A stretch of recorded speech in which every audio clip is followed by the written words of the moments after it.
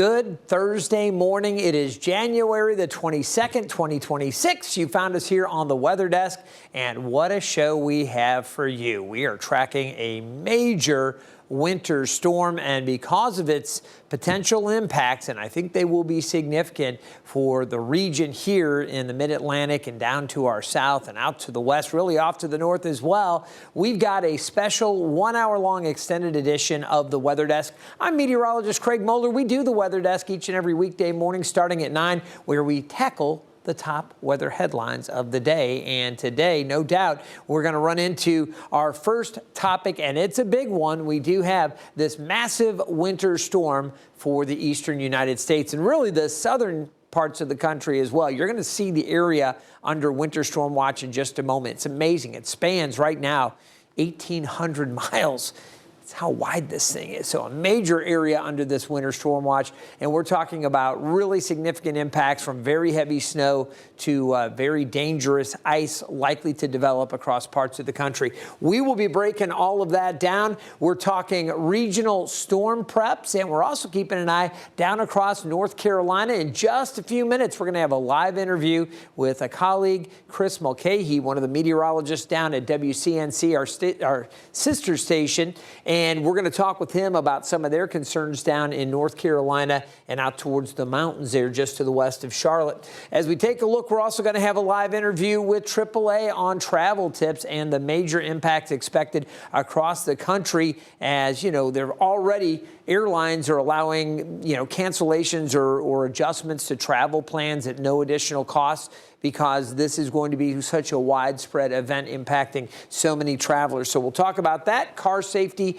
and some other things, and team coverage. Hunter Forst, my colleague, will be back in studio with me, and we're going to discuss the complexity of this system, why it's been so interesting. We've talked about this since Monday morning. I had a weather impact alert for this upcoming weekend for our viewing area. But the main threat has shifted a bit. It was looking like a lot of heavy snow at the beginning of the week. That's what all the models were pointing towards. Now the concern is much greater that we're going to deal with ice and not as much snow. And I'll show you how all of this has been evolving. Now here's our massive winter storm watch. You can see there are a few areas under advisory and some winter storm warnings up in the northern parts of New York State, back across Oklahoma and northwest Arkansas, the north central part of Texas there. There's an area under winter storm warning already, an advisory back out across Colorado and back over across southern Montana. But this large area shaded in light blue, this is the area under winter storm watch. And as we zoom into our region here in the mid-Atlantic, this includes all of Virginia. You can see Maryland, Delaware, all included in that. For the North Carolina portion of our viewing audience here with our broadcast signal from 13 News Now, serving Southeast Virginia, Northeast North Carolina, you can see coastal Carolina is not included in the winter storm watch. They're likely going to see more rain in the mix. They may get a little bit of snow or a little bit of mixed precipitation early, but it should be warm enough that they deal with more rain. That's why that winter storm watch runs through Chowan and Gates County, back over towards Hertford and Bertie, and areas out to the west of that, closer to the coast. They are spared this winter storm watch as of now. Let's take a look at what's happening with the satellite. The radar images had a few sprinkles down to the south. That, not anything wintry to worry about. In fact, temperatures this morning were in the 40s, very mild. We're going to hit a high today in Hampton Roads around 60 degrees. This is the warmest day that we're going to enjoy for a long time. We're talking the upcoming weekend and all of next week and potentially beyond that, temperatures well below our normals. So we're going to be looking at temperatures highs in the low to mid 30s for much of next week. The reason for that, there's Arctic air spilling into the eastern U.S., and that sets the stage. That, along with some Gulf moisture being drawn up. There's an area of low pressure that's going to move along, and then another's going to form off the Carolina coast and kind of come up, providing all of this moisture into the cold air, setting up our wintry weather. So let's take a look at how a couple of the models play out. First, the GFS. This is the global forecast system. It's the U.S. global model, and this is looking ahead to Saturday. You can see snow back across the central U.S. Been getting calls and text messages from friends and family back in St. Louis, down across portions of southern Missouri and around the Memphis area, saying, hey, are we going to get some snow? There is that chance. You can see the greater concern for all that freezing rain and potential icing across portions of North Texas, southern Oklahoma, and Arkansas, back into northern Mississippi and Alabama. For our area, I think we'll see chances for moisture down to the south and out to the west earlier on Saturday. It's really going to be Saturday evening before the snow cranks up, and I do expect snow for much of the area as we go overnight Saturday night and into early Sunday. You'll notice how these areas shaded in this magenta or pinkish color here work northward. This is the potential for mix and freezing rain, some sleet in there, but we're also likely to start seeing some freezing rain as warmer air pushes in. We'll explain that process, why there's going to be that changeover. And then note the rain working up the coast into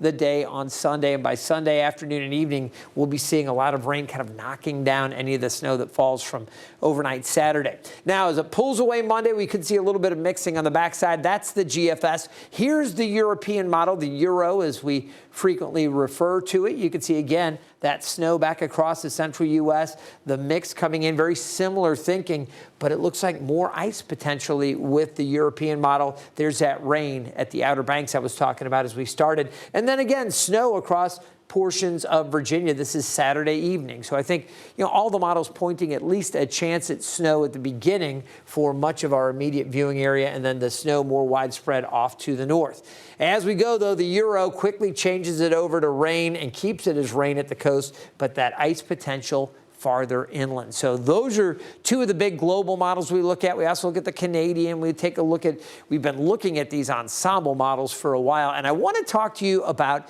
the trends in the models over the past week. Now, when I came in on Monday, mentioned I got in early to do daybreak, about 3:30 or so, was looking over all the models. I said, snow, snow, snow, snow. They were all pointing to snow, and at least, they all identified this significant winter storm. Now, we've said all along, models can and do change, and there's a good chance the totals that were projected by the models here, that wasn't our forecast, that was what the models were suggesting. He said, these numbers are really high, they'll likely come down, but they were really, really impressive as it was looking Monday ahead to this upcoming weekend.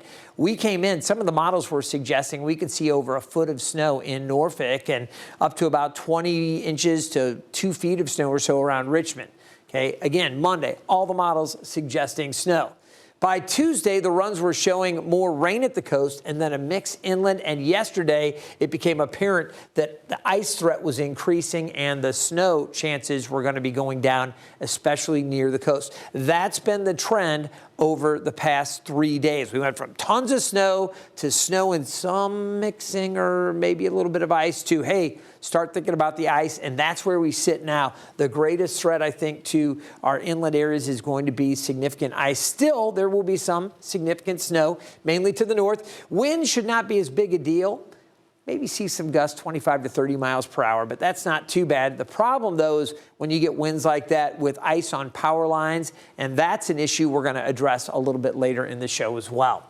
All right, how about our forecast confidence? Well, I'm very highly confident that we're going to see the whole array of wintry precipitation, from snow at the beginning to mix and some sleet. I think we're also going to deal with freezing rain, especially the interior parts of our viewing region, and then back across the Piedmonts of Virginia, North Carolina. Freezing rain, certainly a big concern, and rain at the coast. All of that in play. Highly confident. All right, as far as snow totals, this is the one that we're least confident in because the general picture is becoming clear. Snow chances greater to the north and out to the west. Rain chances more at the coast and down to the south. That's fine, but the models still vary in amounts. And the timing we're highly confident as well, as that's remained very consistent. Saturday afternoon through Monday morning. By Monday afternoon, things should be improving.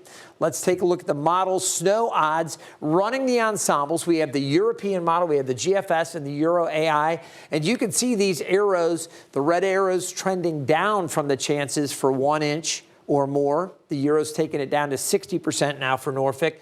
For 3 inches or more, just 20%. So the Euro's not buying a lot of snow in Norfolk. Okay, this is specific for Norfolk. This is model data. Again, not the forecast, but the model output here. So Euro's saying, it's not looking so hot. The GFS has actually gone up a little bit in the chances for at least an inch. They're saying 90%, 50% chance for 3 inches or more, 10% chances for 6 inches or more. And then the Euro AI at 70%, that's for 1 inch.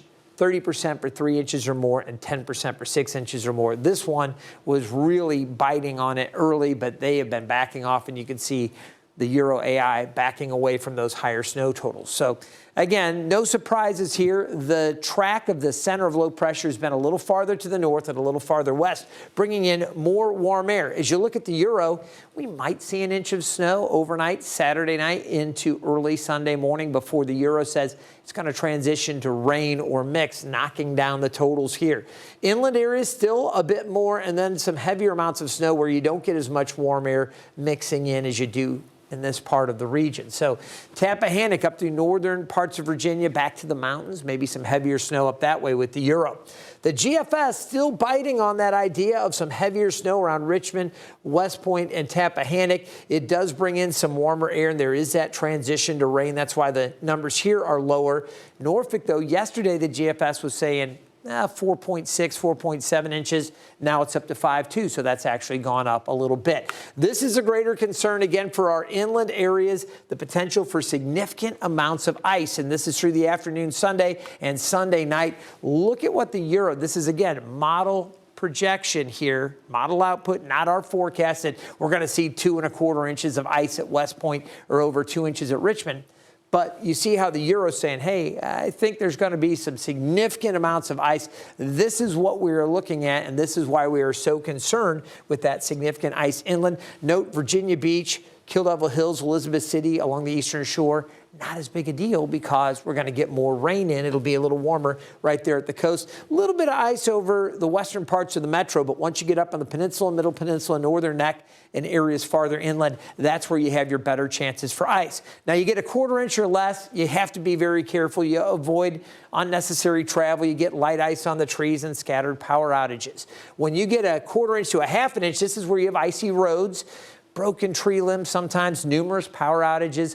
The problem that we're looking at for Sunday is that we could see over 1/2 inch for those inland areas coating trees and roads and power lines. That leads to very dangerous roads, in some cases impassable. You have widespread tree damage, and longer-term outages are also possible. We'll have a report from Dominion Energy on what they're doing to prepare.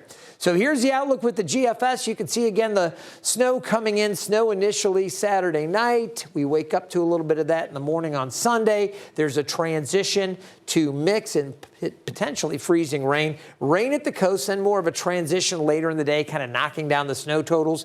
And then you can see, again, the ice out to the west. This is kind of filling in through the overnight Sunday and into early Monday. There is that potential, again, for a heavy coating in some places. So we're going to be monitoring this. These are the areas that we're really concerned with, the power outages down into North Carolina, around Raleigh, and back towards Charlotte as well.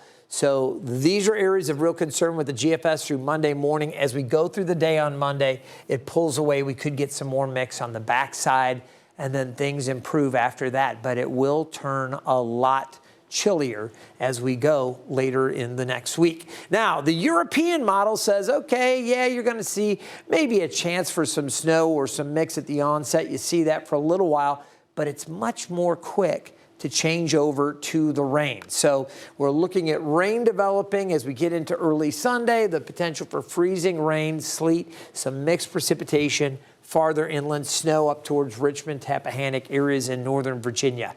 As we continue through the day on Sunday, more rain for this area, a little bit warmer solution with the European model, and then we've got that potential for the heavier icing out to the west. You've got what we call cold air damming taking place, where there's going to be a lot of cold air in place. So as the low, which is now tracking, instead of tracking way off here and farther to the south, throwing moisture into very cold air, it's coming in a little closer, and that's wedging and shoving warmer, moist air into this, above this cold air mass. And as it falls, what falls as rain may be freezing up and coating the roads, the trees, the power lines. Those are the concerns through Sunday afternoon and into Sunday evening. Again, rain at the coast and a prolonged period of perhaps freezing rain or mixed wintry precipitation inland. Really concerning there. Now, as the system pulls away, we've got chances for showers here as we go through the day on Monday morning early, but that moves out, and then we're going to see the improvements after that. But much, much colder air set across the region for next week, with highs staying in the low 30s, generally speaking. All right, we do have these winter storm alerts across not only Hampton Roads and our immediate area, but I mentioned across North Carolina as well. We're going to talk some more about cold air damming, what that process is, why this is setting us up for the potential for more ice, and we'll have a lot more on this extended edition of the Weather Desk after this break.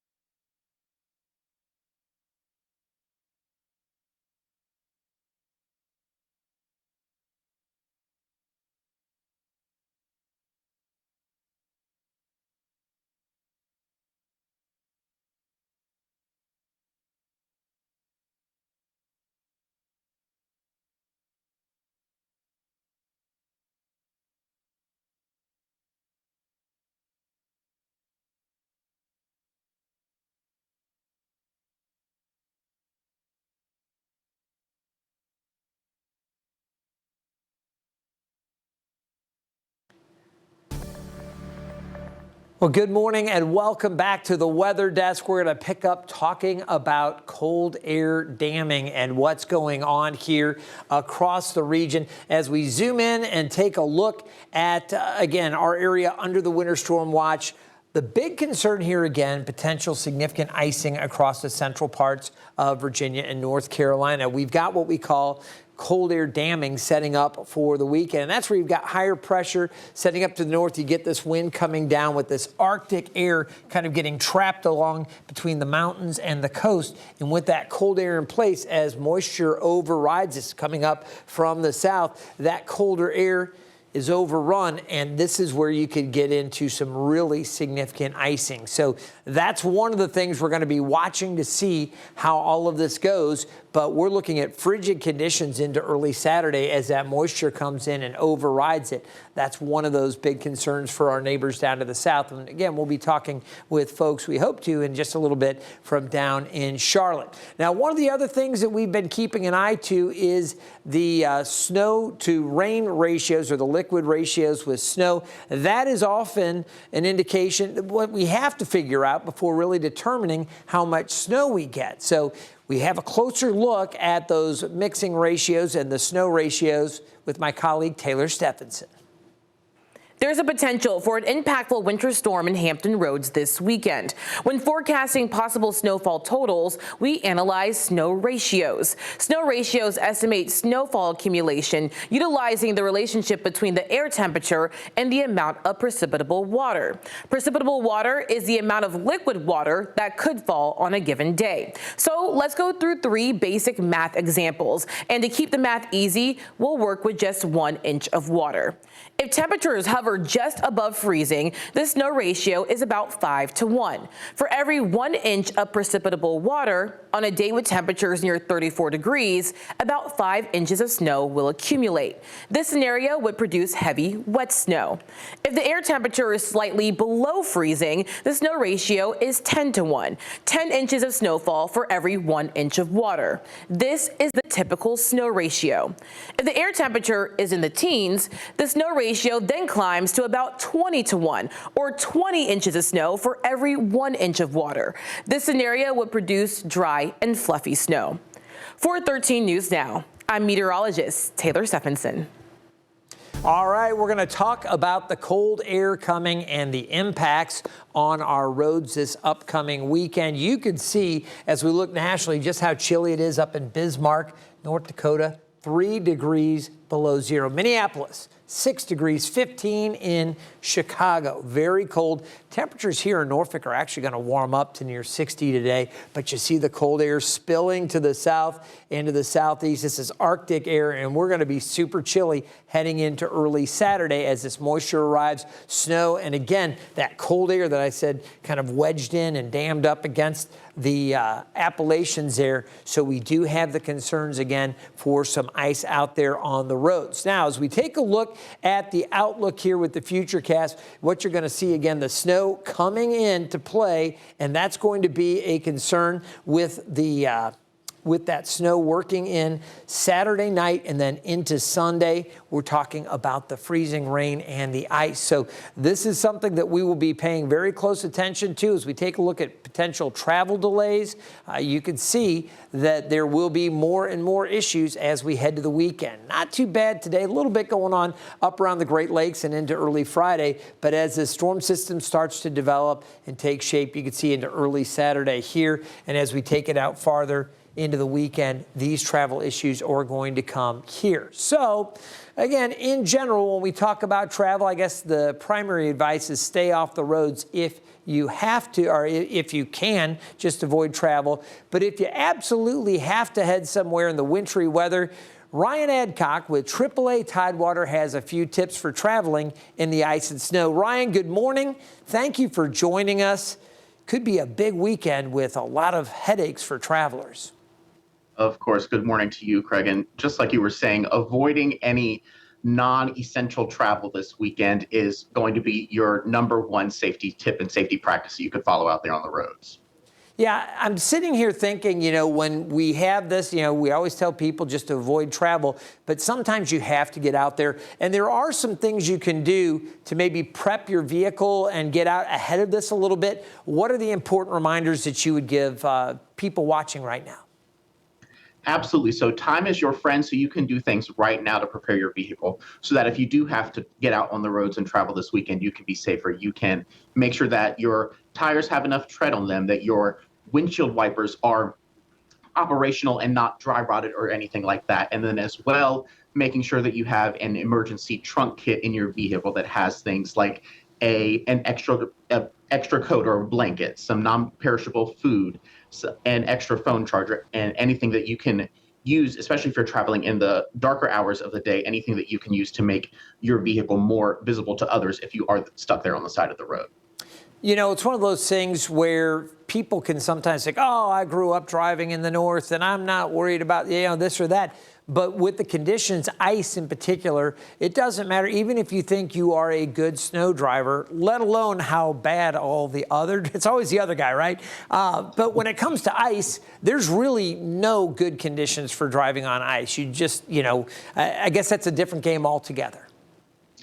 Absolutely. And just, if you can see it visually, just avoid driving over those surfaces. And then if you if you must, just driving with extreme caution. We should be driving with extreme caution in general this weekend, but specifically, like you were saying, with those icy conditions that we're expecting, extra caution must be taken when you're behind the wheel this weekend.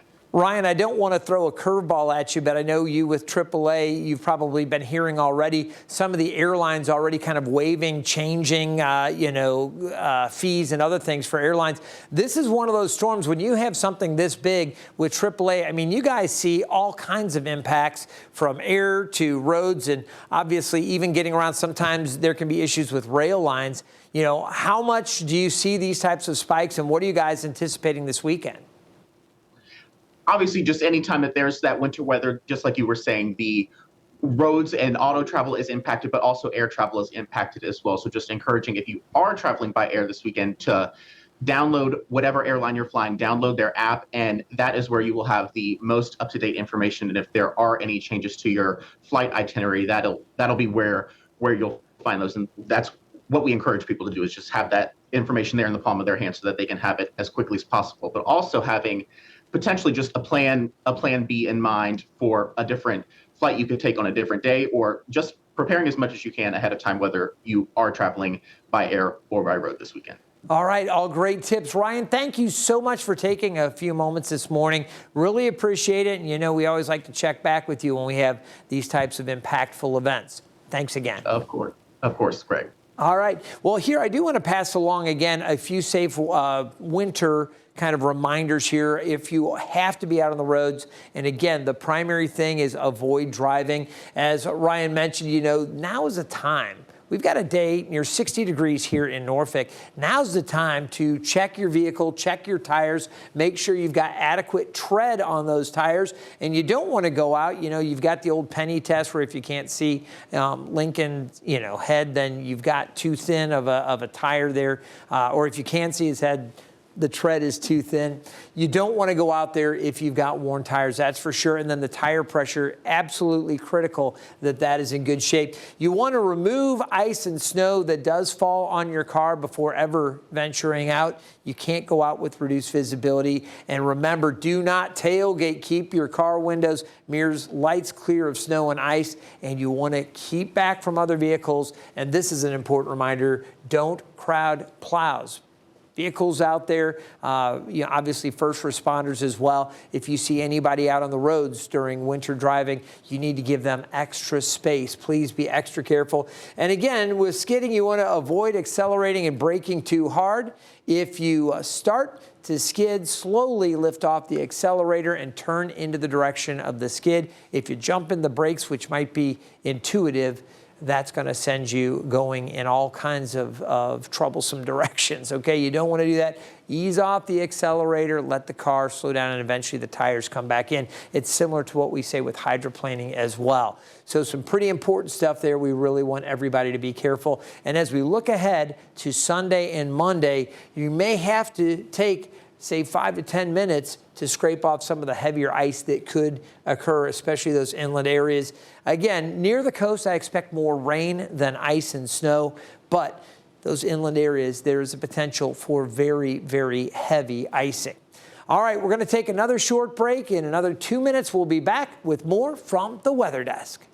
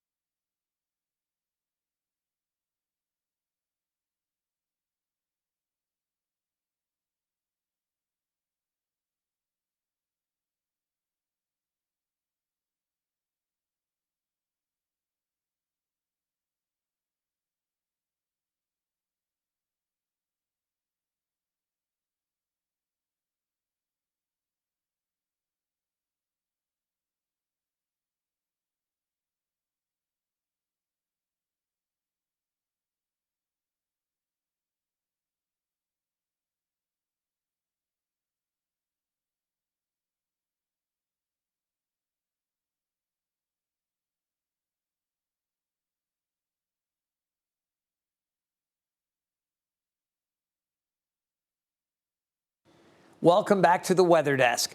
People across the U.S. are rushing to stock up on supplies ahead of this winter storm. From ice melt to groceries, store shelves are emptying fast. A.J. Nwoko heard from people scrambling to prepare in Richmond. Originally New York City, so I'm used to the snow, and so I find it interesting that everybody in Richmond really panics. At Home Depot in Chesterfield, folks like Steven were after one thing. I was looking for salt, for ice melt, to prepare, just to prepare ahead of time for that. He says just a few hours in today, it was already hard to come by. I snuck out from work at lunchtime here and to try to beat the crowds, but that was a failure. The lines at the Costco gas station are like outrageous, and inside Costco and Lowe's is the same thing. It's kind of like a madhouse right now. However, Steve Tutrello beat the rush. It was not too bad. I went bright and early because I wanted to get in before I had work. By noon, the Home Depot was already empty of ice melt, scrapers, and nearly every snow shovel. Yeah, we got plenty of propane and a little heater, and we got stuff to cook with if the power goes out. So, I mean, we're ready for it. And if you were on the hunt for groceries. But we just went to Wegmans, and that was a madhouse. They're out of bread, they're out of a lot of things. There's no chicken. Just maybe 1 or 2 packs left. All day Wednesday, parking lots were packed with expectations almost as varied as the forecast. It's too early to tell, but it's getting close. But it's going to be a mess either way. A little apprehensive, a little excited. Hopefully we get some sledding in. Seems like it's going to be bad in weather-wise, so people need to stay at home if they can. As for advice, these shoppers say, don't wait. I guess go as soon as you can. I think people should probably try to not panic buy, but if they already have, then you might as well go now. If you're waiting till Thursday or Friday, it's going to be, empty shelves and stuff because already all the cheese was gone, the eggs were real low. And if nothing else, Janet says it's not just about what you can buy to prepare, but also what you can bring. If you have to go shopping, take your sense of humor. Be patient and remember that other people, you don't know their situation. Oh, you got to. You're not going to survive unless you have a sense of humor. I'm glad they've got a good attitude about all of this, and I think a lot of folks will wind up taking this in stride. But again, the threat is real. We need to talk about an increasing threat for power outages, especially inland. With that in mind, crews with Dominion Energy and Community Electric Cooperative are taking extra steps now to make sure your lights stay on during the storm. Madison Schlegel spoke with the utilities companies about how they're preparing. Our meteorologists are tracking snow and sleet chances starting on Saturday. Community Electric Cooperative services homes and businesses in Isle of Wight, Southampton, and Suffolk. They're expecting downed tree limbs from extreme weather. We are in the western Tidewater area, so it is more rural for us. Tree effects that would affect our territory. Jonathan Thompson, COO for Community Electric Cooperative, adds their crews will be on standby throughout the weekend. We have our mutual aid agreements with our other sister co-ops that we can pull from. And as well as contractors that we have regular business operations with. Sharice Newsom with Dominion Energy says their crews have met throughout the week to assess what's expected. We can tap additional resources if we need it. The other thing we're doing is staging crews strategically. So each area has a contingent of line workers and operations crews. Newsom says Dominion's meteorologists aren't as worried for the snow, but say ice is their biggest concern. Newsom says ice accumulation on roadways and power lines has the potential to cause accidents, knock down power lines, or create widespread outages. Add to that extremely cold temperatures, then that ice sticks around even longer. It's not melting as quickly as we'd like to see. So that can not only extend restoration times, but that can also lead to repeat outages. If you do experience a power outage, Dominion and Community Electric Cooperative have ways to track and report them. Madison Schlegel, 13 News Now. All right, so we're going to take a look at why there is this increased threat of power outages. And again, the ice is a big concern. Always, you get a power line, you get ice on it, and as the wind blows, that takes that ice-covered line and it creates a kind of a harmonic motion where they start to move what's called line galloping. And you get that, and that can sway and eventually bring down some of the power lines they can touch. Think about this, just a half an inch of a coating of ice can weigh 500 pounds on those lines. So again, a lot of weight pulling down on those lines. And that's why those above ground lines are particularly susceptible to these ice storms. So again, Dominion Energy, they are excellent at pre-staging and getting folks ready to respond. They'll be working hard. And think about this too, no matter what we get over the weekend, if you see line crews out there working, you want to give them extra space to do what they need to, especially if it's icy out there and they're trying to restore power in the midst of dealing with the ice. Think about that. Just give them the extra space and they'll work to get us back up. And obviously never go near down power lines. Assume anything you do see down is hot. All right, let's talk about the ice impact and the ice potential. Look at this with the European model. It is looking like we could see major to extreme impacts from ice from Tappahannock back over Richmond area, Petersburg, down through Emporia, Roanoke Rapids, back down towards Durham, Farmville, Lynchburg, South Boston, all of these areas in central Virginia. And it's really an interesting setup. I want to bring my colleague in. Hunter, I'll welcome you over to the weather desk. It's always good to have you here. We were talking earlier, you know, initially the system, it was all snow. It was going to be cold. We knew a lot of times if the track changes a little bit, that can change up how the atmosphere is kind of stacked up with temperatures, and that determines what we're going to see. Exactly. I mean, we're expected to see pretty much every single type of precip around here, from snow to sleet, freezing rain, unfortunately, which is the most dangerous type of winter precipitation, and even some rain, which is why those snow totals really kind of got chopped as we went through the last couple of days, which, you know, is to be expected if you're that far out.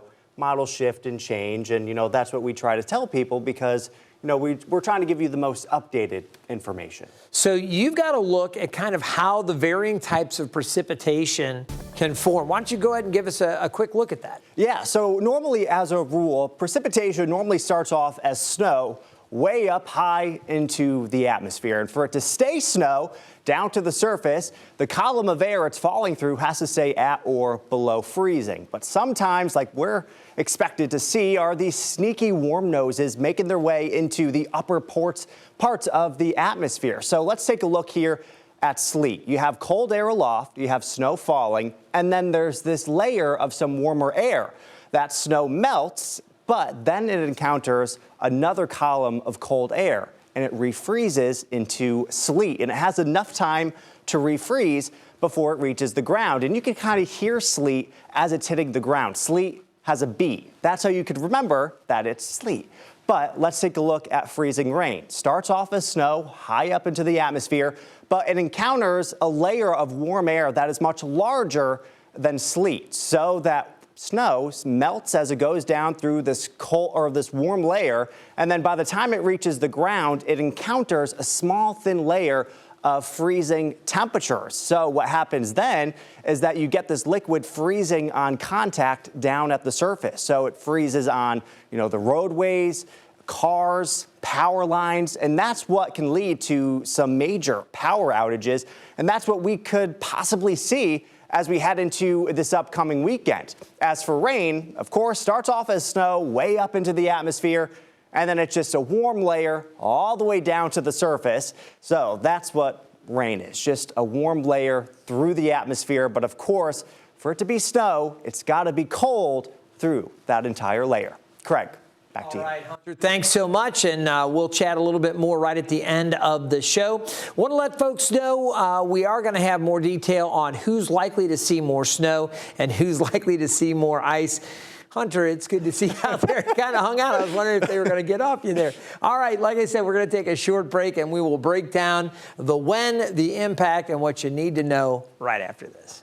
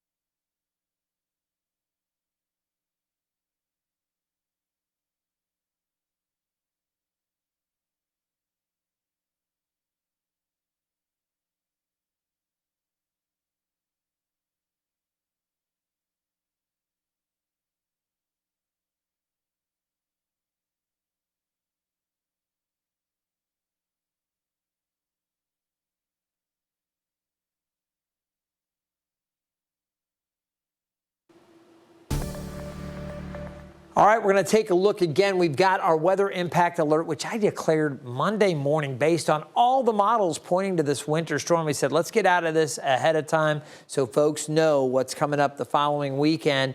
And a lot of folks have expressed appreciation. Again, the main threat has shifted from snow, which honestly, if you were to take a vote, everybody's like, hey, this is going to be a lot of fun, heavy snow. Well, unfortunately, we had to come off the super high amounts of snow, and it's trending more towards mixed and dangerous icy conditions. So I know for you real snow lovers that were hoping to have a foot of snow or more, it's a disappointment to get lower totals. But nonetheless, you have to be prepared. Know that a wintry mix is coming. I think snow initially, changing over to mix, and then rain, freezing rain inland, as we've been talking a lot about that, and then bitterly cold temperatures next week. You have to stay tuned for updates. You take a look at this temperature trend. After today's high near 60, tomorrow closer to 50, and then look at this run of days with temperatures in the 30s. We may get back up to 40 on Wednesday, but generally you're talking 30s for the following stretch of days, and many of those days in the lower 30s. So really, really cold. With all of this coming up, cities across Hampton Roads have also been preparing to respond to the wintry weather headed this way. Jeremiah Beatty spoke to a public works official in Newport News, where crews are already treating the roads. So we oversee all the snow removal operations for the city, and that would be brine application, using spreaders and using plows throughout the city. And you know, we are expecting a snowstorm. It's very likely this weekend, Saturday and Sunday. And when you hear about that in the forecast, what goes through your mind hearing that cold weather is on its way? Yeah, this one definitely looks like it's going to be bringing quite a bit of snow. You know, the forecast has changed a little bit, but it's still calling for quite a bit. So we've already started doing our brine application. We'll put that down on all of our major arterial routes throughout the city, all of our bridges and overpass, and we start that today. And then we'll move into 12-hour shifts, 24-hour operation on Saturday. Gotcha. So you guys kind of laid out a game plan. What areas around Newport News do you worry the most about? So we mainly want to take care of all of our arterial routes, which are our primary routes, so police and fire can maintain access throughout the winter event, and anything around our hospitals and things of that nature. Yeah. How do you decide where crews will go first? So we have a priority listing. You can see that on our website that we have out there, and it identifies all of the routes that we'll be addressing throughout the city. Could you name a few just for this interview? Yeah, Warwick Boulevard, Jefferson Avenue, Mercury Boulevard, Bland Boulevard, and then also our major collector roads that go into our neighborhoods. And I know, like you said, operations are kind of already underway. What's the biggest thing we can tell drivers? As you know, crews will be out obviously, and over the next few days, what's something we can tell them just to be aware of? Yeah, certainly if you see our vehicles out there, please give them space to work. You know, they're out there trying to clear the roads and make them safe. So just make sure you leave space around those vehicles so they can operate. And when does the work actually end for your crews? So I don't know that it will. After the snow event, we'll resume right back to our other operations, which we're in the middle of loose leaf collection. So we'll continue with that. And I wanted to ask, you said behind us is where you guys keep your salt dome. Is that what you refer to it as? And brine trucks. Kind of walk me through how many trucks you have, how much salt is back there ready to go out. Okay, we have a couple thousand tons of salt already inside of our salt dome, and we keep 30,000 gallons of brine on hand. We currently have 25 snow plows that we'll put out, and then also 9 spreader trucks and 6 brine trucks. And okay, just one other thought for residents. You said you guys will be focusing on those high priority roads, primary roads mostly. For people living along those secondary roads, that can be a little tricky. Is there any tricks or tips you have for people kind of navigating the roads around their neighborhood? Yeah, so we do not clear in residential neighborhoods, and it looks like the temperature is going to stay, below freezing for a couple of days, even after the event. So it'll probably take a while for those to clear up.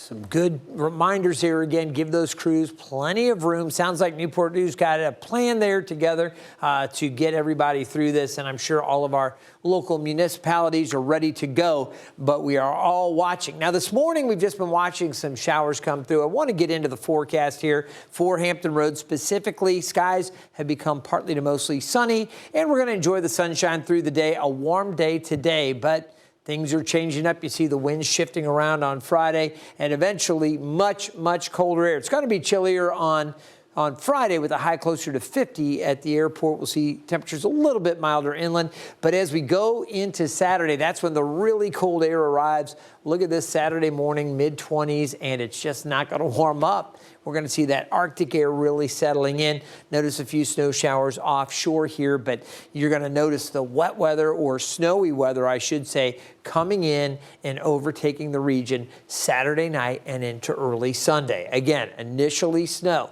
We'll get what we get in terms of snowfall early Sunday morning. So it'll be Saturday night through Sunday morning. That's when we'll deal with the snow. And then we're going to be busy for you right here at 13 News Now and 13 News Now Plus, covering the conditions early Sunday morning. I look forward to coming in and working over the weekend and helping cover and forecast all of the stuff that's going on. Later in the day, Sunday, we're going to see more of that transition back over to rain, but I think the ice continues inland. That's going to be the big concern. Look at the sky right now. Hampton Roads looking great. This is the view from the Jordan Bridge. You can see looking back towards downtown Norfolk and around some of the different marine terminals, how things are so sunny right now, and the temperature's really mild. This is the Toms Creek Window Company Sky View. It is 49. Our normal high is 50. So here we are mid-morning, and we're almost to the normal high. Winds are southwest at 13 miles per hour. Out on the waters today, 15 to 5-knot winds. Winds easing a bit. We've seen some gusts close to 20 earlier this morning just offshore. Seas running 2 to 3 feet. High tide at 11:13 and the low tide at 5:27. Things pretty peaceful out there, relatively speaking. There are gale watches set up for the weekend as we get into Saturday, especially those winds expected to pick up. Highs today near 60 in Norfolk, upper 50s Virginia Beach, low 60s Suffolk, back farther inland, upper 50s on the peninsula, the middle peninsula around Gloucester. Matthews a bit cooler, 54, temperatures in the low 50s on the eastern shore. Down to the south, had some sprinkles earlier this morning. We're now enjoying more sunshine that way as well. Upper 50s at the Outer Banks, low 60s for inland portions of northeast North Carolina. Overnight tonight, the low near 34. Tomorrow, we're going to be back to 50 with variably cloudy conditions. Showers possible, mainly in North Carolina. And then as we look ahead, you can see the conditions there turning. I got the wrong 7-day forecast up. Can you believe that, Hunter? That was such a rookie move. All right, so what I'm going to do, let's take this graphic full, and then I'm magically going to switch to the other 7-day forecast. That was the one that we were using yesterday with the reveal. But what I want to show you right now is not this one. Let's take a look at the actual 7-day with that weather impact alert for Saturday afternoon and evening. Here it comes, a Saturday afternoon and evening, Sunday, and into early Monday. That's when we're going to see the snow develop Saturday, then into Sunday, more mix, sleet, ice possible inland with freezing rain, and then on Monday it pulls away as a mix. Improvements after that.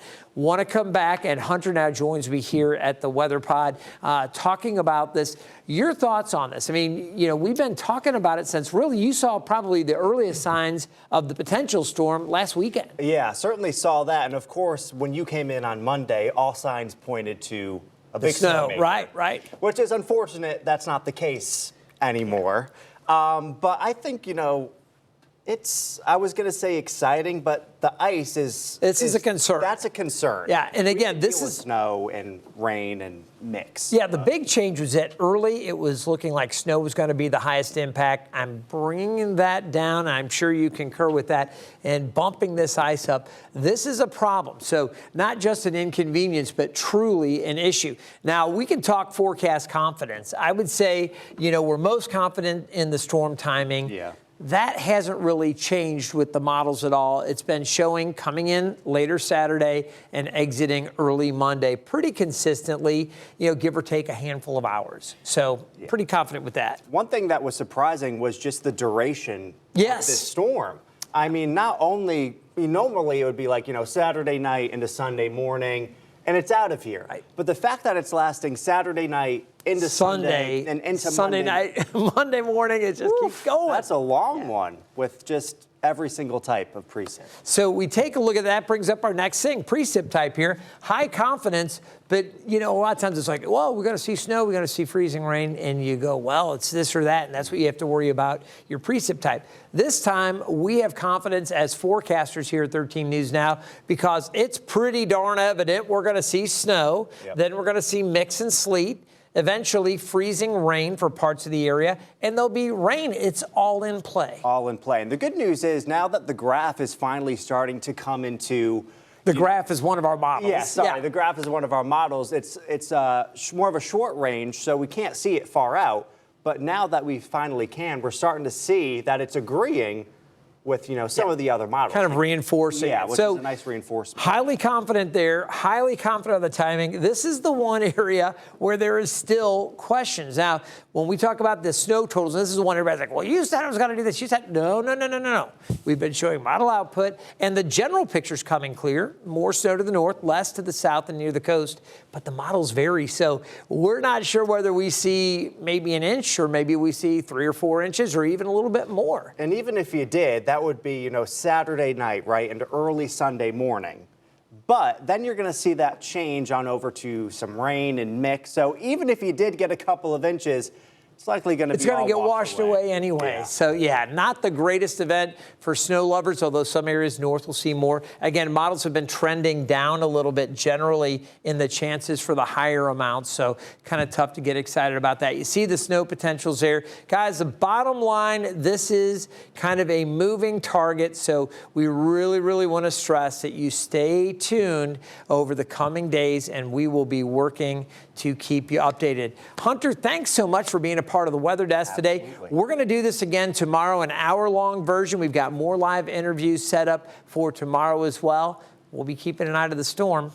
We'll keep you updated. Thanks for joining us. We'll see you next time on the Weather Desk.